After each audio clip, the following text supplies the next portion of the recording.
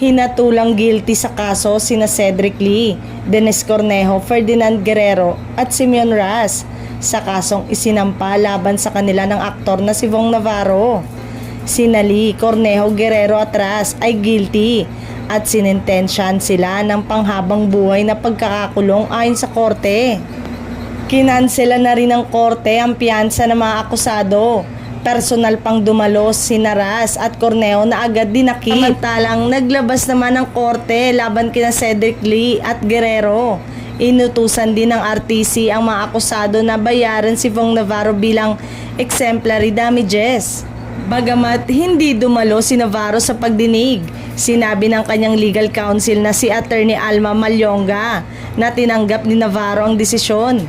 Matatandaan na noong 2014, si Lee at ang kanyang grupo ay inakusahan ng pagkakakulong kay Vong Navarro na kung saan binugbog ito at nagdulot ng malubhang pinsala sa kanyang katawan.